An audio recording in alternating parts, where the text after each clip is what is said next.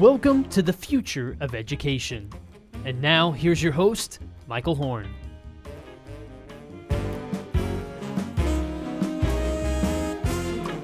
Welcome to the future of education. I'm Michael Horn, and do we have a conversation for you today? OpenClassrooms is, in my mind at least, one of the few education companies that has clearly positioned itself as a disruptive innovation in the market. It's a French-based company, and it offers everything from free to degree-based online courses in job areas, really direct to students to help them advance in their lives, but also a range of programs that they offer directly to employers themselves to help them with all of their education and upskilling needs. All of these programs are also low cost. In many cases, they're also, as I said up front, free. And they also have a healthy dosage of good instructional design to boot in them. This isn't just stuff that's been created by faculty who perhaps don't know the latest research behind teaching and learning. They have done a really good job of being thoughtful about the education side of this and the business model side of it. Its CEO and co-founder, Pierre Dubuc, has been at this since he was, I believe, a university student some 15 years ago or so. And today he joins us on the future of education. Pierre, welcome. It's been a while, I think, since we were last in person together, walking and talking on the streets of New York City. Totally. Hi, Michael. I would love to do that again. It's been a while indeed. And it was a very good introduction. Thanks for explaining, what OpenClassrooms is about. It's about 15 years. I started this business with my co-founder, Mathieu, when we were in school creating free courses to have some friends learn coding. So this is how we got started. You got started with the coding, but like in your words, how do you describe what OpenClassrooms is now? Take away the Michael Horn version of it. Like when you meet someone else on the streets of New York City, what do you say you do and you've created? I have to say it was a really good version though, so I would definitely reuse it. But what I say is, first of all, that Open Classrooms is what we call a mission-driven company. It's a B Corp organization, and the mission of Open Classrooms is to make education accessible, and especially education leading to jobs. So the social impact that we're tracking and reporting on is the number of what we call career outcomes, otherwise known as job placement, basically. It's like the number of students we place in the workforce, either for a first job, for a new job, switching careers, getting promoted, creating your own business. But it's a really significant career impact. This is what we're trying to build. And it can be in the form of a free course. It can be in a form of a degree program, much longer, an apprenticeship, upskilling, reskilling. So it can take various forms at different ages. But overall, the outcome would be career impact. It's interesting. You, Guild Education, a few other companies like you all are basically redefining what is the measurement of success. It's not just completing a degree program. It's not just learning a few concepts. It's really being able to use that and get ahead in the career marketplace. I just give us a sense of the scope of size and success you've had when you look at it, how many learners you serve and how many placements are you having into careers? Yeah, totally. So this year we will probably place between 40 to 50,000 students in the workforce. Last year it was about 15,000. The year before it was 4,000. So it gives you kind of a sense of also our growth trajectory at Open Classrooms. Then the way we do it can be through free courses or certificate programs or degree programs or apprenticeship programs. And we are, you might have said it, we are a non-traditional college ourselves, which is kind of a unique positioning because we do have our own degree awarding powers in Europe. So we have our own faculty or non-traditional faculty, let's say, industry practitioners building the content, learning designer, the platform, and all of that. So we really recreated the whole college experience in a way that is more modern and more aligned to employers' needs and career needs. So we built all of this, and on degree programs, we have about 10,000 students. On non-degree programs, like free courses or certificate programs, we train about 300,000 students per month. Wow. So that's a lot of size. Incredible placement, that 40 to 50,000 number. I'm curious, and you said an important thing that you're accredited, which really stands out, apart from a lot of the players in this space. I'm curious from your perspective, looking back at when you started the business in 2007, what were the couple big insights in your mind that really allowed you to have the success that you've had and the scale that you've had, and be able to offer degrees in this low cost way, but also all the way to these free programs of 300,000 learners now? What were those couple big insights in your mind that really unlocked this?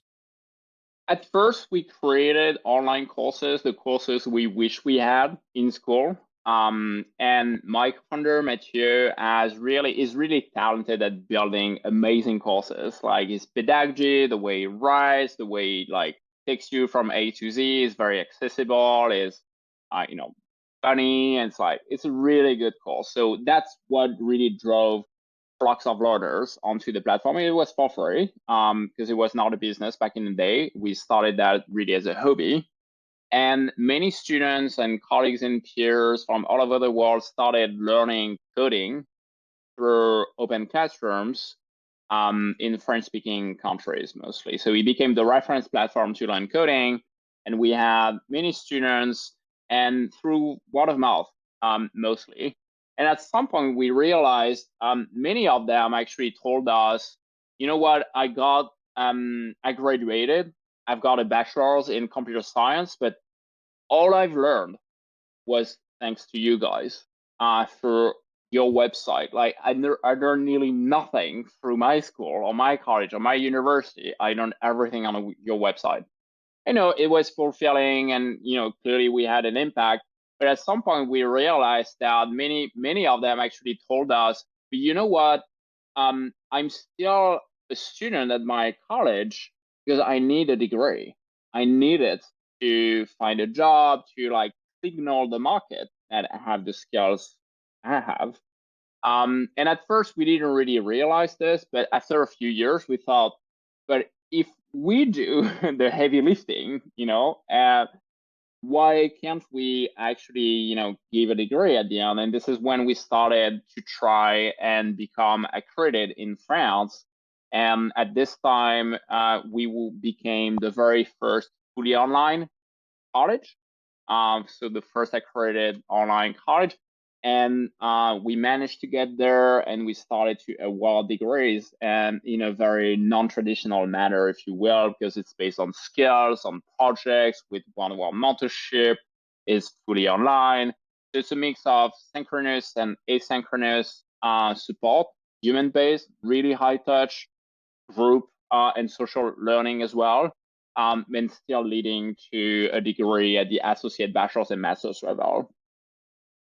It's just an incredible story. I mean, in many ways, you're one of the original boot camps, but online, and then you become right, and then you've moved up market, if you will, into this accredited degree space, and you're then one of the few success stories, I think, worldwide of a new entrant in that university space that is often designed to keep those new entrants out, but you actually have changed that dynamic. And now, as I understand it, you're moving into a new phase from just being a course, and in some cases, this accredited degree provider, to actually integrating far more into the world of apprenticeships themselves. Apprenticeships are becoming a hot topic. Tell us more about what your plans are and why you're moving in this direction. Yeah, no, definitely. So we started apprenticeship programs in Europe about 5 years ago. We became a pretty big apprenticeship provider. We do apprenticeship on about 30 different jobs at the associate, bachelor's, and master's level. We do a lot of what we would call degree apprenticeship, so apprenticeship leading to degrees. And then 18 months ago, I relocated personally to New York City to really invest more of my time. Exactly. No, it's been an amazing journey. So I love it also from a personal standpoint. So it's been great. But I did that because I was willing to invest more time in the States, building accreditation, but also this new product that is apprenticeship, and trying to let's say monetize or bring a European style vision of what apprenticeship means, because apprenticeship is pretty mature in Europe, but I would say in the States it's been more like old-fashioned in a way, more focused on trade jobs, on lower level of qualification, not really on college degrees, so more like blue-collar jobs. You can become an electrician, a carpenter, but it's pretty hard to have a master's degree in data science through apprenticeship, which is something highly doable in Europe now. And that drove really a huge growth in the number of apprentices in Europe. So this is what we're trying to do. So we started to become registered with the US Department of Labor to offer registered apprenticeship programs that are 12 months long. So it's a walk and study program. That means that you have a work contract from day one of your apprenticeship program. So you're employed by an organization, a public or private employer. You're going to walk for 4 days a week. So it's called on-the-job training, 4 days a week. And then you're going to be trained by OpenClassrooms for 1 day a week, trained online with one-on-one mentorship via video conference. You have projects to complete, courses, and other apprentices and students you're going to collaborate with. And then for 50 weeks, for 12 months, you're going to have a mentorship session every week. You will validate skills for projects. And then you'll get to a certificate of completion by the US DOL. It maps against college credits. So we do not have our own accreditation in the States yet. I mentioned the accreditations in Europe. We're building that also in the States. So it's clearly our intent. But right now, what we do is we have college credit transfer agreements with other universities, for example, with UMass, and UMass recognizes our programs and basically grant college credits to our graduates. So the important thing here is that under an apprenticeship program, you have a work contract and you're paid while you learn. So that means that not only you don't have to pay any tuition fees, no debt, nothing to pay or pay back ever, but you actually receive wages from day one of your program, and those wages increase over time.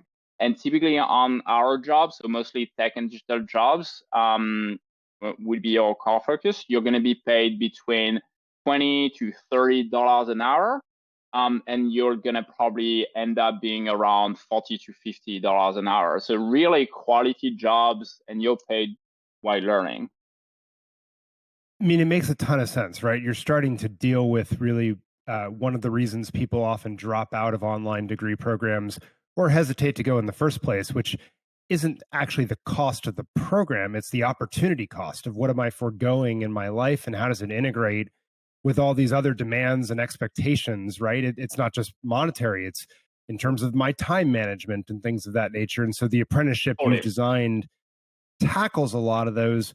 I'm curious, what's the demand look like from on the employer side? What are you finding in the market? Because as you said, this is a concept that's well understood in Europe. Outside of the trades in the United States, not historically the case. So what are you learning about demand? How are you educating the market? Very good question. So clearly, it's still a nascent market in the States. So we need to educate employers, organizations, and also people. I think this transition actually happened about 5 to 10 years ago in Europe. But 20 years ago, it was the same thing in Europe. Apprenticeship was mostly for trade jobs and blue collar That's workers. interesting. I didn't know that. That changed over time. And when I studied some time ago, I won't tell you how many years, but it's been some time actually. It doesn't look this way, but it's been some time. There was no apprenticeship at my college. And I studied engineering and graduated master's, so kind of somehow like tier one colleges in France. No apprenticeship there. Now it's about 30% of their students under apprenticeship. Wow, so like nearly that's a a sea third. change. Yes, it's a sea change. That means that you have a significant portion of an age group going through apprenticeship, even for elite education, so-called like Ivy League type universities and colleges. So that's really a big challenge. So we think that this momentum is building up in the States right now. So why so? First, there is a huge demand from employers in terms of talent shortage. Okay, we need more developers, we need more data scientists, we need more cybersecurity experts, we need more of many different highly qualified jobs. And this shortage is just growing and growing. So that's one, it's the shortage. The second one is a diversity issue. We have massive diversity issues in those areas and jobs. So we need to obviously have less just white people working on tech jobs, but also Asian and Black and other non-white minorities. And we need to change that. Apprenticeship is really tapping into new talent pools, and will enable employers to build talent pipelines that are more diverse and that will close the skills gap. So it's a great solution basically to tackle both the shortage and the diversity issue.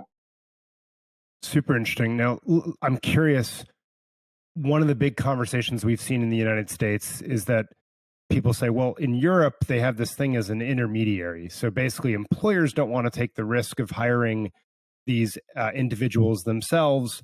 And so you need some sort of intermediary to come along, take that risk on, do the hire, train, deploy, as our friend Ryan Craig would call it. And then ideally they transition into a full-time employee role at the employer. Are you seeing that need for that intermediary in the United States? Are you playing that role, or who is playing that role for you if it's not you? Good questions. I think there are different components actually, and not just the one you mentioned, but it is clearly a relevant one. Usually you have the training provider, so really the teaching part of things. That's one. You have the matchmaking, which is really finding applicants and candidates, pre-screening them, finding employers, and trying to do this matchmaking process, which is kind of a recruitment process, if you will. And somewhat also career coaching for candidates, because maybe they will never had experiences previously in tech, talking to employers. You need to coach them a bit. That's the matchmaking. Then potentially you need also this hire and train model. So it's more of a staffing company type of model. You hire this apprentice, you train them at the same time, and you bill an employer as a contractor, basically. So those are different things. I think mostly you will find you will always need the training component. You will always need the matchmaking.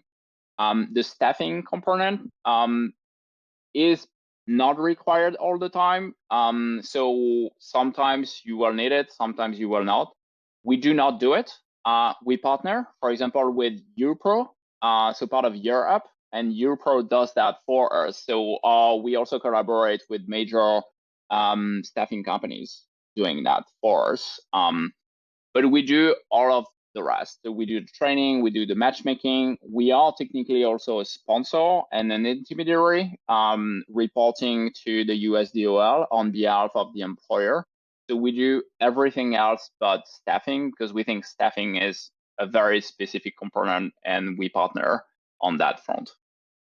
And just to stay with it for one moment, then the matchmaking piece that you're doing in terms of helping people find the right employers or pathways or whatever it might be, that's the use case where you're working with an intermediary and you're trying to help place that individual into the right employee that might be the right fit, or does it take on a different dimension even? Yeah, actually, you have, depending on markets, you could have two types of apprenticeship, what we would refer as student-led or employer-led. Because at the end of the day, you need an apprenticeship provider, an employer, and an apprentice. So it's a three-way contract. So you could start from the employer side. It is typically the case in the States. But in other more mature apprenticeship markets, you can start from the student side. So student-led apprenticeship, meaning you have a candidate willing to do an apprenticeship in data science, and they're going to actually apply to several employers to try and find an employer to find a job, basically. So it's a job. So they apply for a job as an apprentice, and they're going to find an apprenticeship contract. So they might come back to you and say, oh, actually, I found an apprenticeship contract in this small business nearby that we, OpenClassrooms, have never talked to. And then you can walk with this employer and build the contract, sign it, and then deliver on it. So that's student-led. Employer-led is you start from the employer side. Obviously, usually that would be a larger organization, kind of a Fortune 500 type, if you will, but not only. We can also collaborate, obviously, on smaller scales, just for 1 or 2 apprentices. And then this employer will say, okay, I need to hire a cybersecurity expert or a digital marketing specialist, and then we'll find candidates and pre-qualify those candidates for them, and then send them those profiles. They're going to interview them, select the one they like, and then we'll sign the contract and deliver on it. Super interesting. Okay, last quick question about this apprenticeship side of how we unleash this marketplace, which is some people are of the view that we really need policy changes to unleash this in the United States. And some people are of the view this is happening. Like the demand is clear enough, the supply imbalance is clear enough. Employers need to make this happen. What's your view as you've started to come into this market in the United States? Do we need policy change? What are those policy changes, if so? Or is this a problem that is being worked out by employers, organizations like yours and so forth, that you all got this in hand? Good question. I would say it is definitely challenging. And, the core trigger of this change is really the employer's demand. If you have employer's demand, it's going to change, right? So there is that. It starts with employer's demand, and you need to explain and educate employers around apprenticeship. That's one. That being said, with proper public policy, you can accelerate the change. I do think that there is room to accelerate this change, as we've seen actually in Europe, where many markets change policies. In the UK with the apprenticeship levy, in France as well in 2018 and 2020. We've seen public policy changes. And just to cite precise examples of what we've seen move the needle. So first of all, in the States, the funding and the support that employers get to pay for both the salary of the wages of apprentices and also what we would call the related training instruction, the RTI part of the training cost. This funding is grant-based, or it's a tax credit, meaning that maybe you need to bid, first of all. Those are RFPs and grant programs. You need to bid, then maybe it's a yes, maybe it's a no, and maybe it's there, maybe next year it's not there, and it's local. It's you work with workforce development boards or maybe state agencies. So it's quite complex, to be honest, especially if you start operating at scale in different states. So it's hard to scale the way it's structured right now.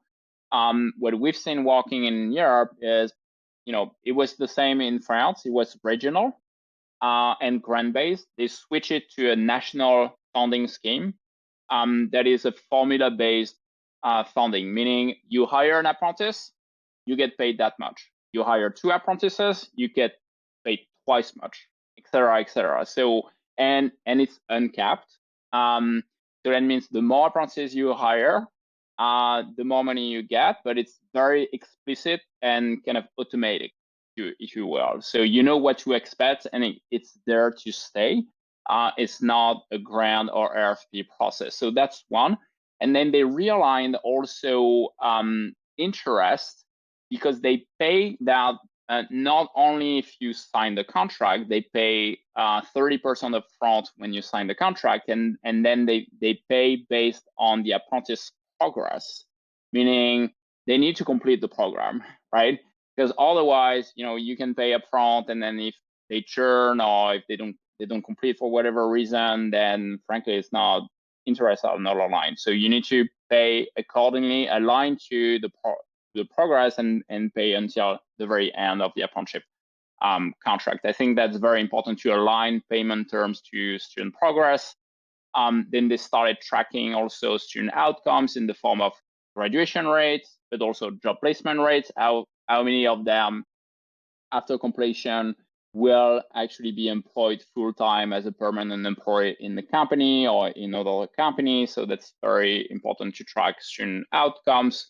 And then finally to market this to the general public, employers, public policymakers, and so on. And you've seen actually many governments running large-scale advertising campaigns in favor of apprenticeship to showcase apprentices, both to employers and apprentices and families as well, to move the needle. I think now saying that you can get, a master's degree, a bachelor's degree from a very, a top school in a country. I mean, clearly that is a strong signal that apprenticeship is high quality, is really something that can be desirable. So the marketing of it is also something where public policymakers can help. Incredibly helpful. I love not only obviously does certainty breed more confidence from businesses to act, obviously, and getting a consistent funding formula that scales seems critical to that, but then also the other piece you said in terms of measuring progress and being focused on those outcomes.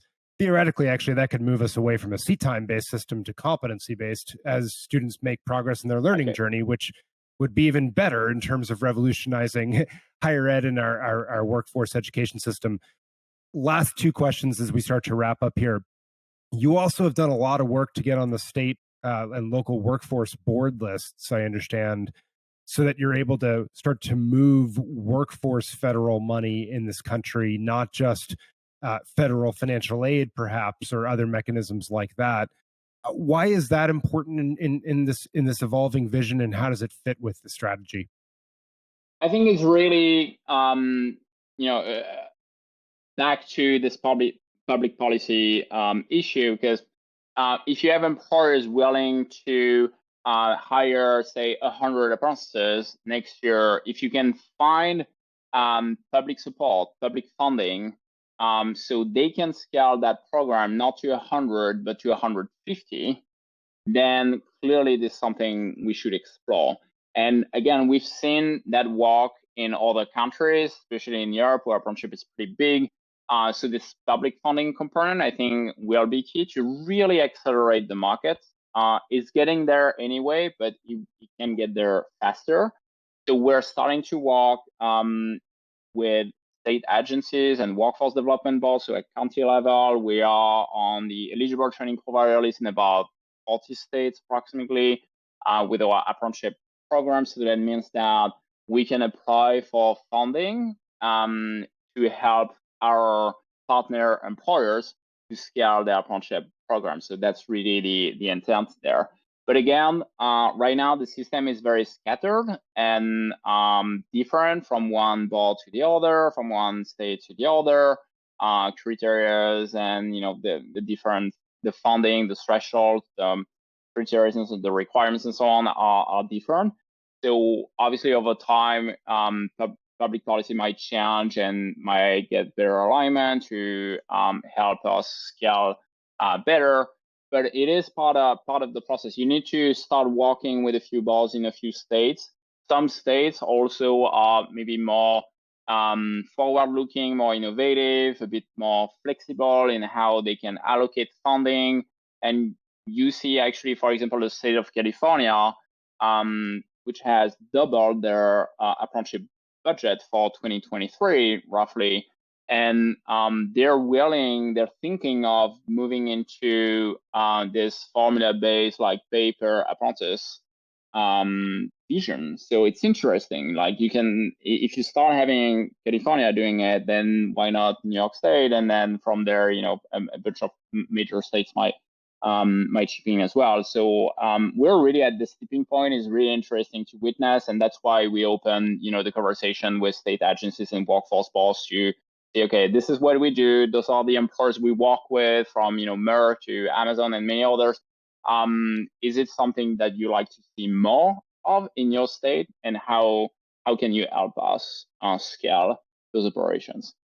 Yeah, it's fascinating. You're probably one of the few, if only, online providers at scale, online providers that's worked with that many local workforce boards. So it's just and it's helpful to understand why, and I suspect those listening will take a cue. But last question as we wrap up here: how do you see this future playing out for apprenticeships as it pertains to open classrooms, but also more broadly for the sector as a whole? Like, we come back in 5 years from now on this broadcast, or we're walking the streets of New York City again, and we're talking about how the future has unfolded. What's your sort of sense for what this landscape is going to look like in 5 years from now in the United States? I think two things.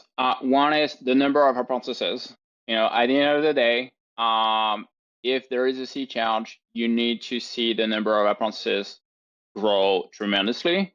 And right now we have about 400,000 apprentices in the States, which is very low. To compare it, for example, to France, right now France has about 1 million apprentices in a country that's 5 times smaller. So in the States, that would mean something like 5 million apprentices to compare it to.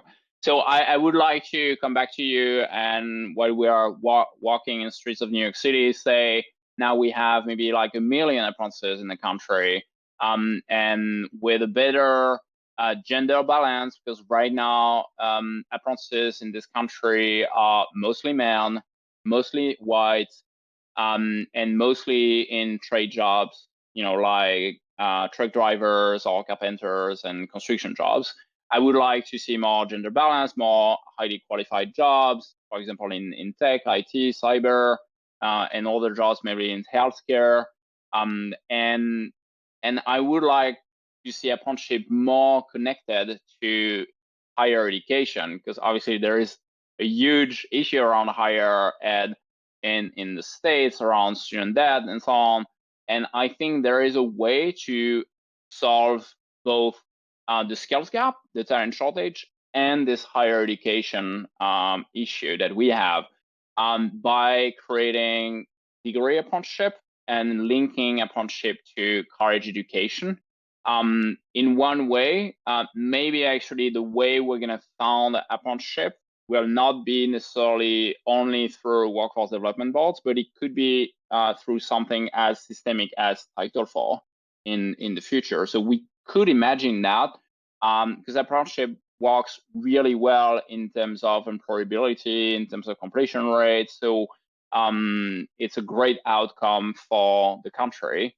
And if we think this way, maybe we should actually invest much, much more on apprenticeship in a comparable fashion as how much we spend on higher ed right now through Title IV. Well, it is one of the few, I think, dare I say, bright spots or hopeful spots right now in the sector of education, broadly speaking, from K through 12 through higher education, through education upskilling and lifelong learning. This is one of the few bright spots that starts to bring a lot of strands together. Pierre, keep up the great work. Thank you so much for joining us, and thanks to all of you for joining us. We'll be back next time on The Future of Education.